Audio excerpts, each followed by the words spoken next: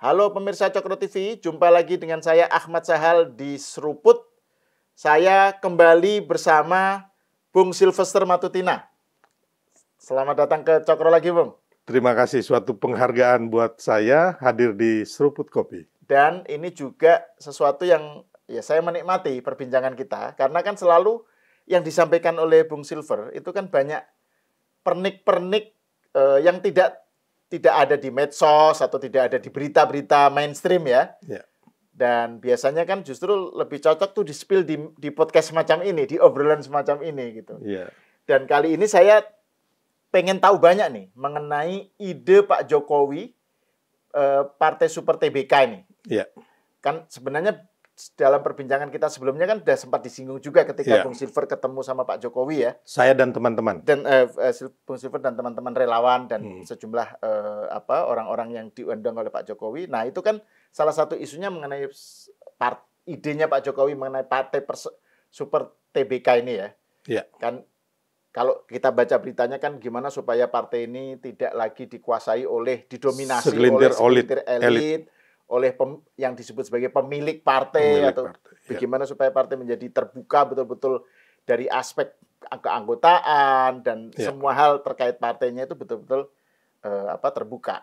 Dan berita terbarunya Pak Jokowi menyatakan jadi dia punya ide semacam itu, terus diakomodir oleh PSI. Langsung disambar oleh PSI. Disambar oleh Partai Solidaritas Indonesia. Cerdas nih PSI. Nah, makanya jadi teman-teman PSI. Itu kan wah, ini menarik ini mengaitkan antara Partai Super TBK-nya idenya Pak Jokowi dengan PSI gitu.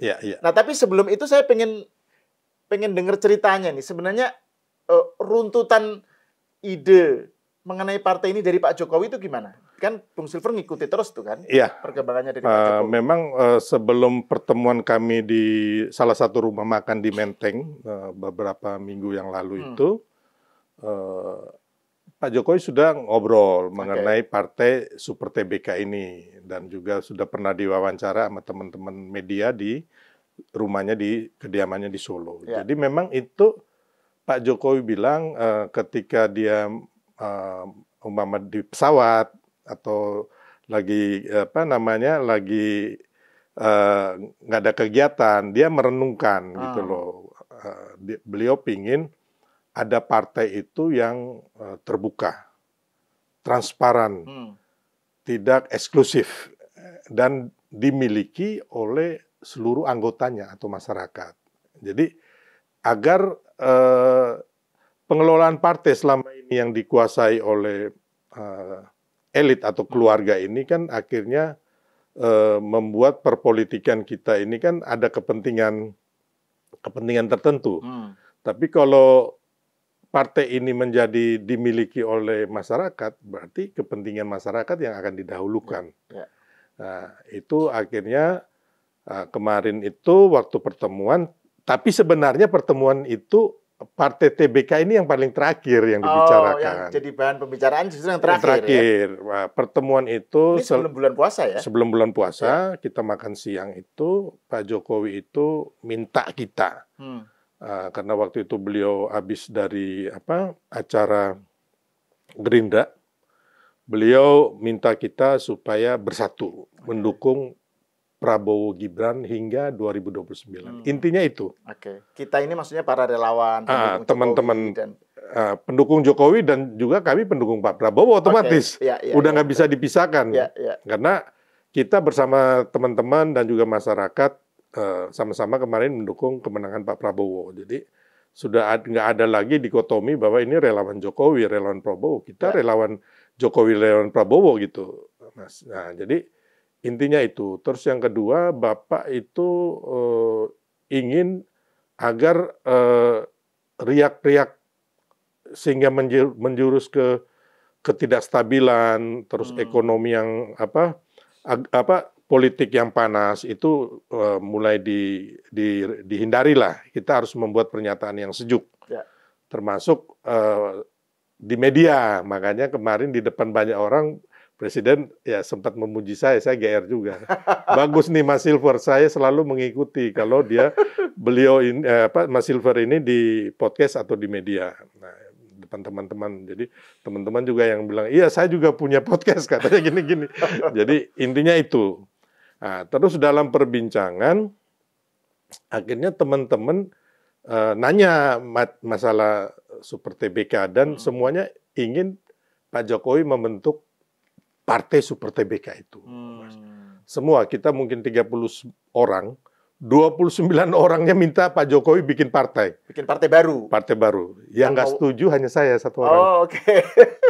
Jadi, bukan saya nggak setuju Pak Jokowi membuat partai ya, atau masuk partai. Membikin partainya, saya setuju, tapi khusus untuk yang muda-muda saja. Maksudnya begini, saya ngomong ke teman-teman dan Pak Jokowi, dan itu saya udah berapa kali ngobrol kan dengan Pak Jokowi. Saya bilang, kawan-kawan, kita harus sadari bahwa Pak Jokowi ini adalah Bapak bangsa. Beliau harus di atas semua partai, di atas semua golongan. Terus yang kedua, sebagai insan politik, Pak Jokowi ini sudah mencapai puncak tertinggi dari karir seorang politisi. Ya, saya cerita bahwa beliau sudah pernah menjadi wali kota dipilih rakyat dan berhasil di Solo. Terus gubernur DKI Jakarta. Terus 2 kali jadi presiden, dipilih rakyat, dan pembangunannya kita rasakan semua.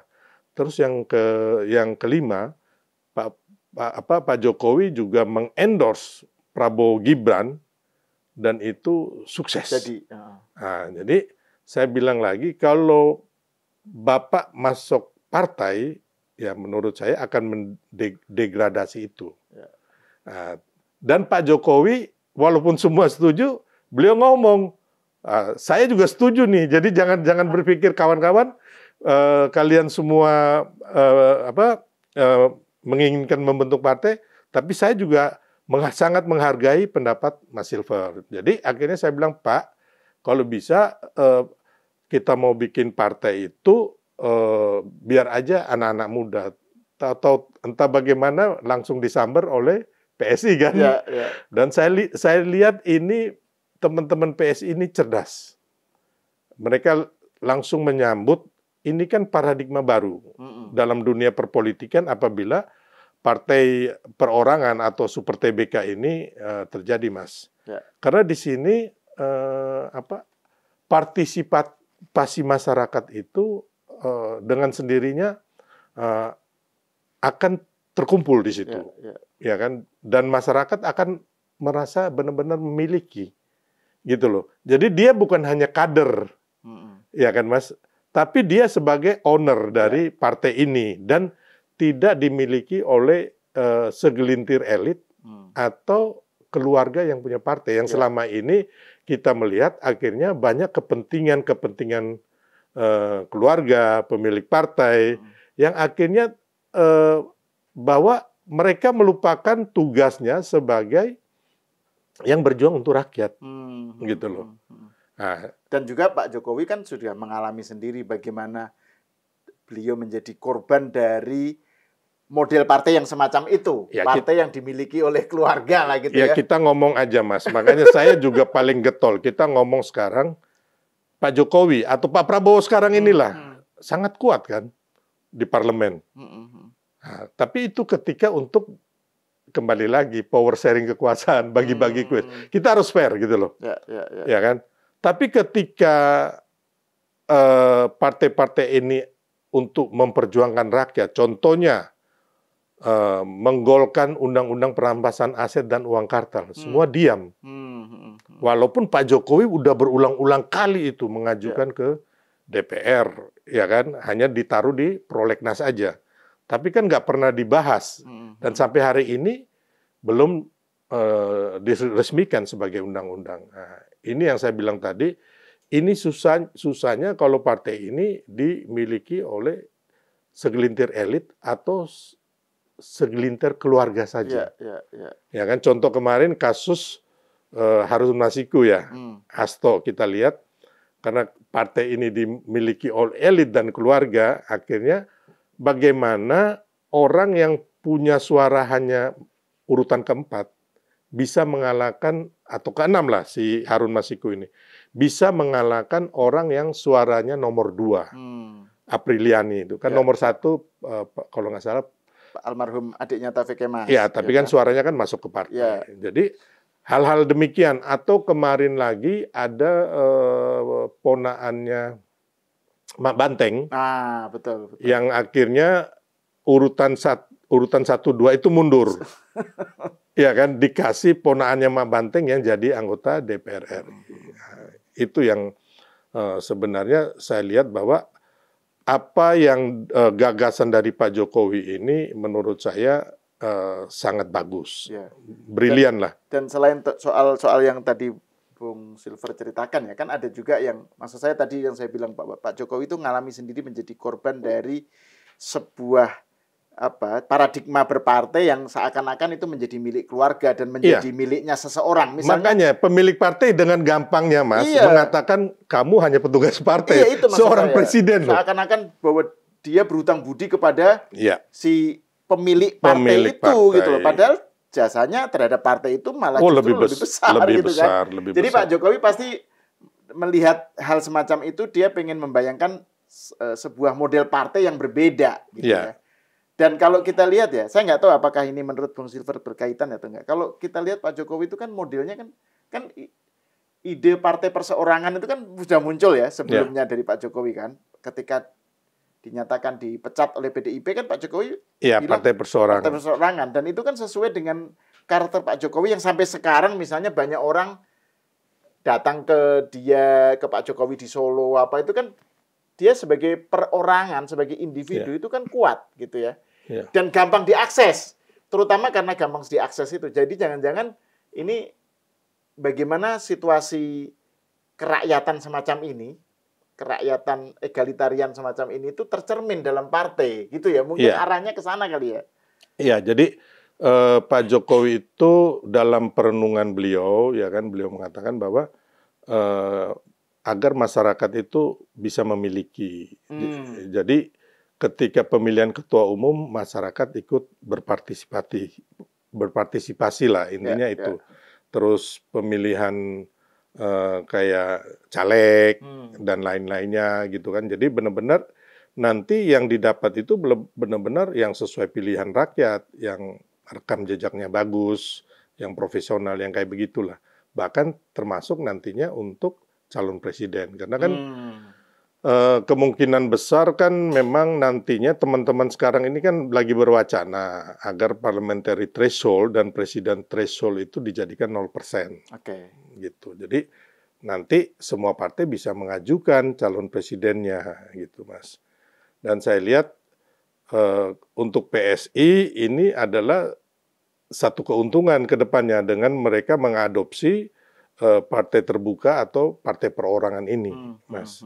Jadi kalau yang saya lihat dengan ini apabila dengan dikelola dengan baik, PSI bisa besar. Apalagi sekarang kan didukung teman-teman PSI ini juga banyak loh kepala daerah yang dari PSI ya Mas ya. Dewan-dewannya di daerah. Jadi meskipun di level nasional nggak lolos, tapi di level daerah PSI lumayan banyak kelihatan ininya ya. Ya hanya mungkin saya sebagai yang sebenarnya bagian juga dari PSI karena kemarin itu kan saya banyak keliling ke membantu PSI ke NTT, ke Manado, kemana-mana. Bahkan acara besar PSI di Sentul itu kan saya gitu yang diminta teman-teman PSI untuk menyelenggarakan. Ya, jadi intinya hanya mungkin targetnya, Mas. Nah, kalau misalnya kembali ke soal tadi bahwa Bung Silver termasuk yang nggak setuju dengan ide Super TBK, tetapi nggak setuju kalau Pak Jokowi mimpin partai, ya kan? Nah, sekarang dengan perkembangan terbaru bahwa Pak Jokowi bilang bahwa idenya mengenai partai Super TBK itu diakomodir oleh PSI, berarti implikasinya apa ini bagi Pak Jokowi? Pak Jokowi apakah dengan begitu tetap berada di atas tadi menjadi milik semua? Artinya partai-partai Kim Plus yang lain itu juga merasa memiliki Pak Jokowi, jadi enggak, atau Pak Jokowi masuk ke dalam PSI jadi bayangan skenario-nya ke depan ini gimana? Setelah idenya Pak Jokowi diakomodir oleh PSI. Jadi saya nggak bisa meramalkan juga, Mas. Tapi kalau dari perbincangan saya dengan Pak Jokowi, juga mungkin Pak Jokowi dengan teman-teman atau yang lainnya, saya punya keyakinan yang kuat bahwa Pak Jokowi untuk saat ini nggak akan masuk partai. Oke.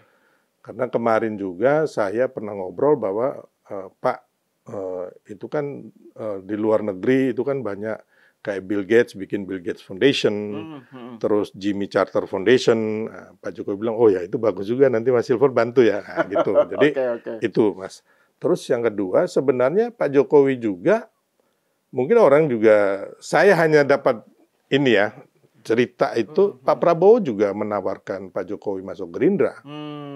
Gitu loh. Jadi intinya tapi Pak Jokowi juga belum ini kan, belum siap. Tapi kemarin juga satu lagi waktu pertemuan itu Pak Jokowi ditawarin jadi penasihat di Danantara. Dan itu saya yang bilang, Pak, kalau itu harus.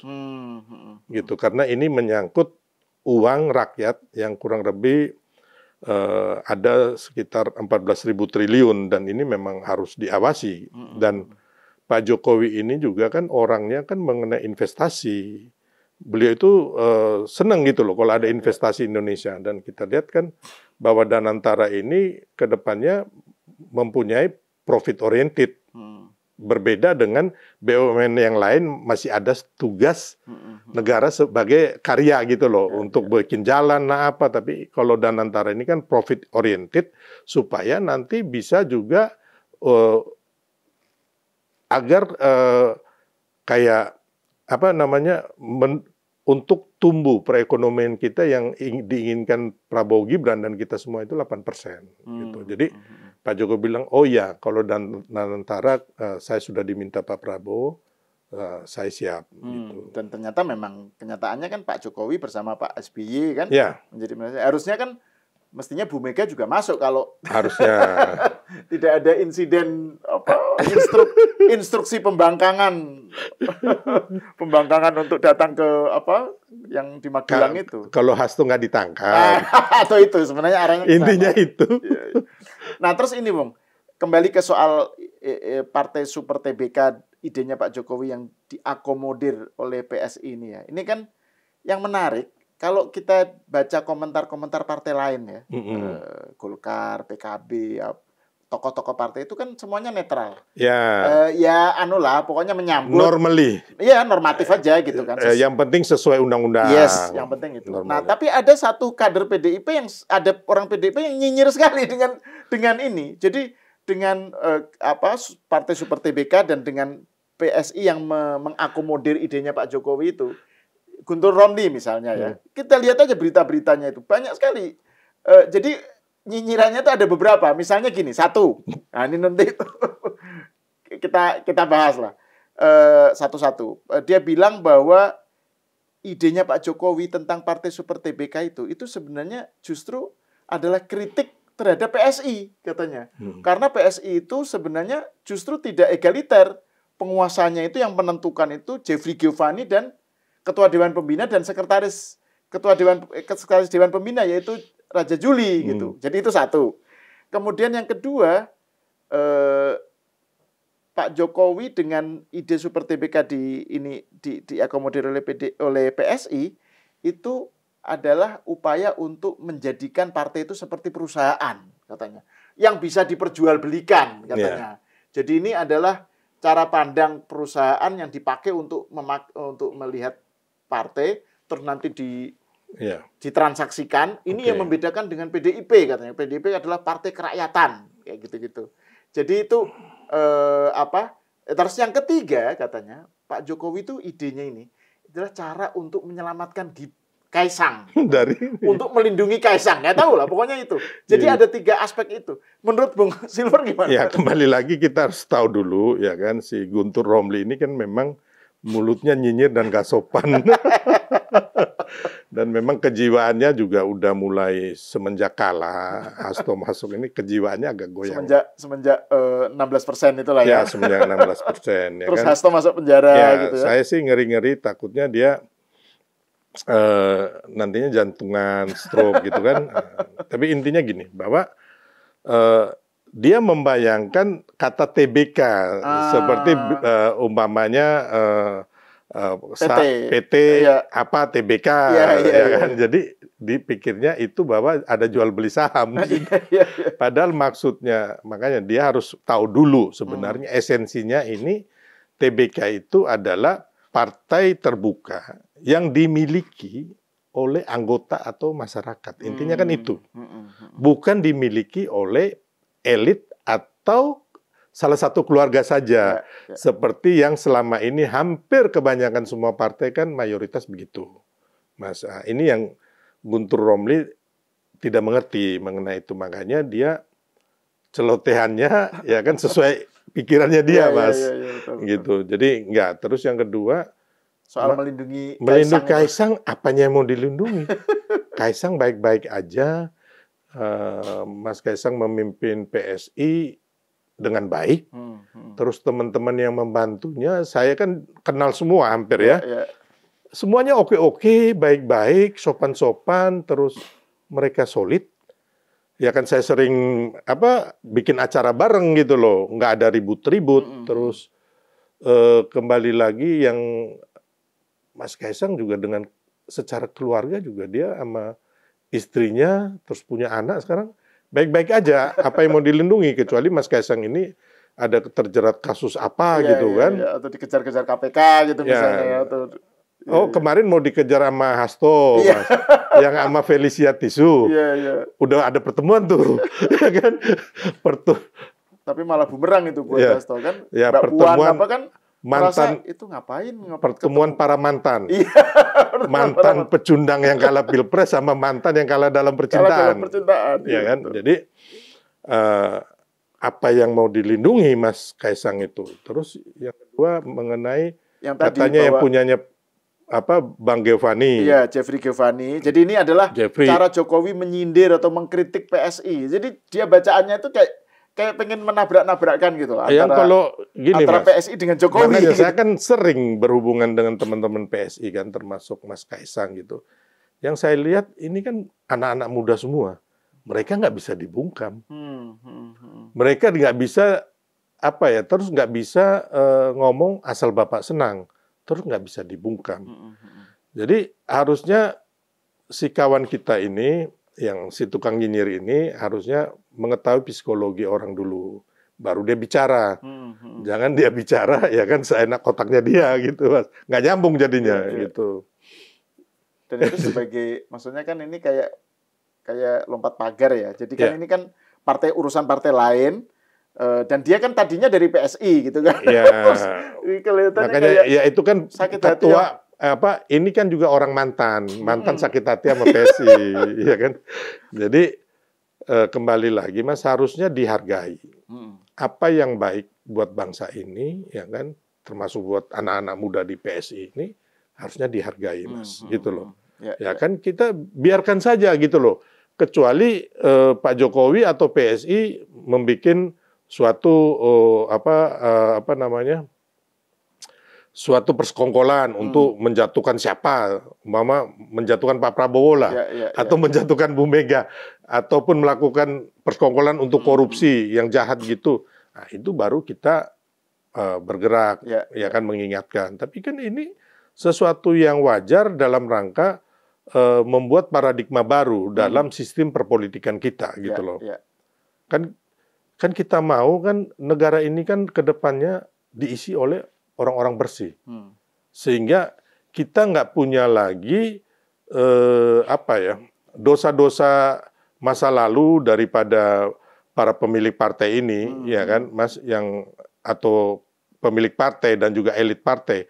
Sehingga ketika menggolkan suatu undang-undang kasarnya di DPR RI yang saya bilang tadi, Mas, undang-undang perampasan aset dan uang kartal ini tidak ada orang yang merintangi atau memblok. Saya jadi ingat ini waktu Pak Mahfud masih jadi Menko Polhukam waktu di acara di DPR yang Iya. ketemu sama Bambang Pacul itu loh. Iya, Mas. Itu istilah Korea itu kan Pak Mahfud kan ngomong tentang UU perampasan aset apa kan? Lo jangan bicara dengan yang di sini. Yang punya partai. Yang punya partai. Gitu. Makanya itu kan, Mas. Jadi memang kalau kita mau ya kita terus terang aja, hampir semua pemilik partai ini juga elit-elit ini juga nggak bersih kan? Karena mereka menguasai gitu loh. Mereka bisa menentukan siapa jadi menteri, siapa jadi DPR-nya, siapa jadi ketua segala macam lah, ketua apa namanya KPK lah, ya kan, terus segala sendi-sendi siapa yang jadi Kapolri gitu loh. Nah, jadi kan dia ini kayak negara dalam negara. Jadi gitu kalau umpama partai terbuka ini, Mas, bisa terwujud dan diadopsi oleh hampir semua partai, kita akan melihat bahwa tidak ada lagi kompromi atau pragmatisme di situ, ya kan? Sehingga benar-benar kita semuanya orang-orang bersih yang ingin membangun bangsa ini dan mencintai rakyatnya gitu loh. Berjuang untuk rakyat. Betul. Nah ini poin terakhir nih, Bung Silver, terkait soal partai Super TBK ini. Jadi ini kedepannya ini dengan adanya idenya Pak Jokowi yang diakomodir oleh PSI, dan saya dengar kan PSI juga bahkan beritanya ada istilahnya namanya akan diganti atau dimodifikasi menjadi PSI perseorangan gitu. Saya baca berita begitu. Nah ini kan kedepannya pasti akan ada dinamika sendirilah di PSI-nya ya. Nah, Bung Silver sebagai bagian dari relawan yang tadinya mendukung Pak Jokowi terus sekarang mendukung Pak Prabowo, terus bilang bahwa tadi Pak Jokowi itu kan milik semua ya. Jadi dia mengatasi partai-partai. Jadi dia milik bangsa lah gitu, bukan hanya milik partai tertentu. Nah, dengan situasi yang sekarang ada ide yang bergulir dari Pak Jokowi mengenai partai Super TBK tadi, ini jadi gimana menurut Bung Silver sebagai relawan atau sebagai pendukung Pak Prabowo termasuk sekarang, sebagai masyarakat lah ya. Jadi intinya ini akan mendapat sambutan yang luas, Mas. Partisipasi teman-teman relawan termasuk masyarakat akan sangat besar. Dan kalau saya lihat kalau memang benar wacana mengenai partai perseorangan atau partai terbuka ini benar-benar dikelola dengan baik, saya yakin berbondong-bondong orang akan masuk ke PSI. Karena kan dia merasa memiliki. Gitu loh, dan Mas. Dinyatakan sendiri oleh Pak Jokowi. Ya, bukan hanya sekedar kader, Mas. Ya kan, ada juga banyak kader. Maksudnya para masyarakat yang mendukung itu merasa memiliki. Memiliki, bukan lagi sekedar kader yang hanya jadi keset, Mas. Kan kita lihat ya, saya kan banyak kader-kader partai dari mana saya nggak usah sebut ya. Mereka susah, mereka meninggal, mereka sakit, partainya nggak ada mau urusin. Gitu, ya kan. Bahkan kita saya organisasi kayak Soulmate ini, ya kan, bahkan yang membantu mereka gitu loh. Padahal kami bukan partai politik kan, yang meminta suara gitu loh dari rakyat. Dan itu justru malah menjadi bagian dari yang menjadi bagian dari perhatiannya relawan justru ya, bukan partai. Oke, Bung Silver, terima kasih atas obrolannya. Pemirsa, sampai di sini dulu. Kita berjumpa lagi di episode berikutnya.